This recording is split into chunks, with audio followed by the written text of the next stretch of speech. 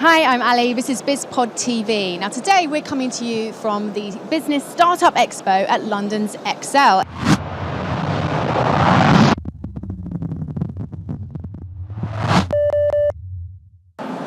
Well, we're here talking to Rachel Elnaugh today. Very happy to have our first female entrepreneur to talk to. So welcome, Rachel. Hello. Most of our viewers will be aware that your company Red Letter Days went bust.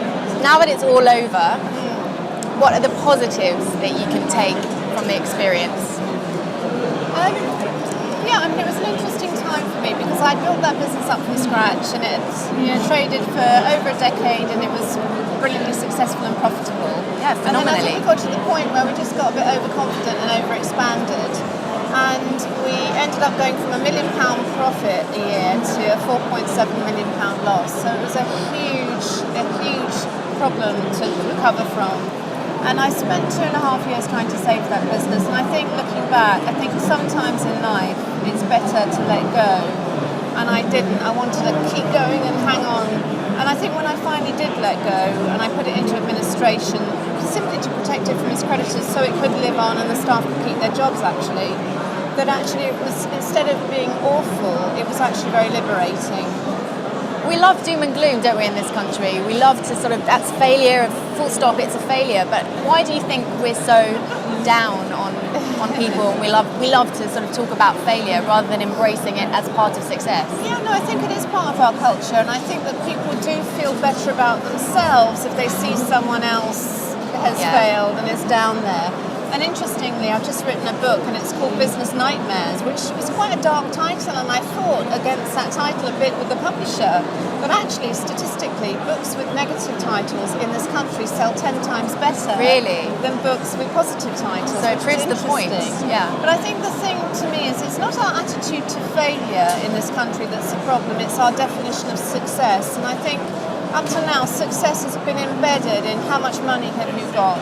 But I think actually that's changing towards success being about what great stuff are you doing, and it's a slightly different emphasis I think that we're moving towards, and I think it's really refreshing.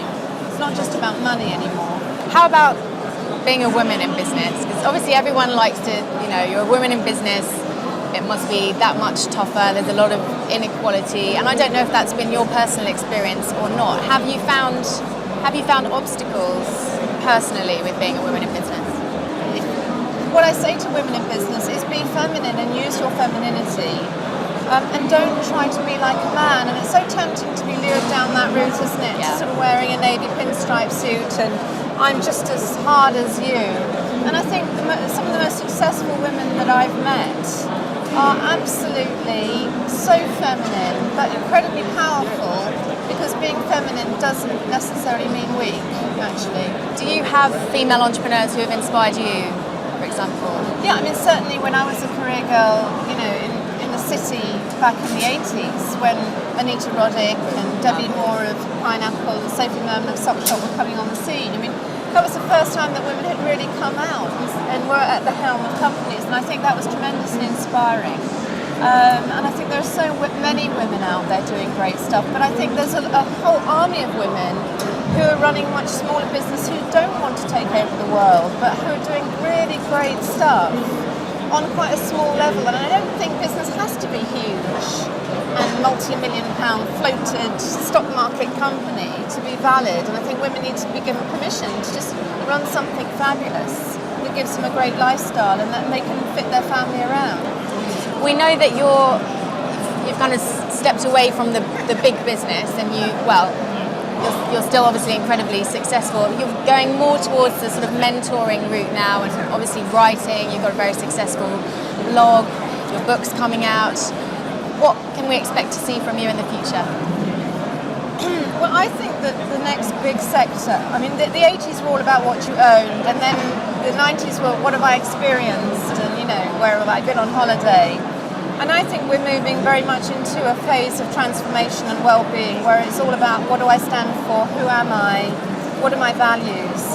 And I think that the next big sector is well-being, because I think people have, the whole materialism thing has kind of, is over.